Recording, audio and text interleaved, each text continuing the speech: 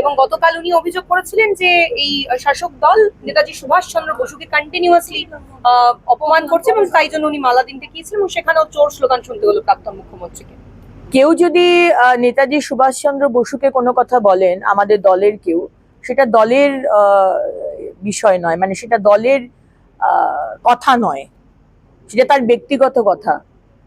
আমাদের স্পোক্সপারসন যতক্ষণ না কোনো কিছু বলছে, আমাদের মাননীয় রাজ্যের সভাপতি যতক্ষণ না কিছু বলছেন, আমাদের মাননীয় মুখ্যমন্ত্রী যতক্ষণ না কিছু বলছেন, ততক্ষণ প্লিজ দুটোকে এক করবেন না।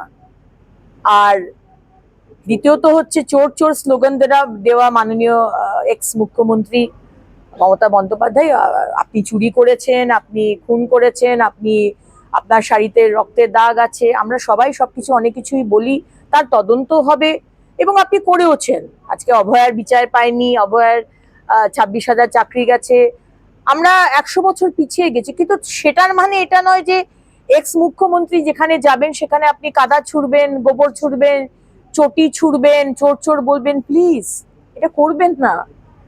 আমাদের রাজ্য এইগুলোকে সমর্থন করে না, এটা আমাদের কালচার নয়, এটা বাঙালির কালচার নয়। কেন করছেন এগুলো? আর এটা করছে তৃণমূল। আগের দিন যেটা করা হয়েছে সেখানে পুলিশ বলে দিল, কারা কারা ছবি দিয়ে দেখিয়ে দিল আপনাদের মাধ্যমেই, আপনাদের টিভির পর্দায়, আপনাদের পোর্টালে দেখতে পেলাম যে তারা সব তৃণমূলের লোক। আপনাদের সংস্কৃতি এটা হতে পারে, আমি জানি আপনারা 15 বছর ধরে এটাই করে এসছেন, কিন্তু এটা নতুন সরকারের সংস্কৃতি নয়, এটা পশ্চিমবঙ্গের সংস্কৃতি নয়। প্লিজ এটা করবেন না। তোলাবাজি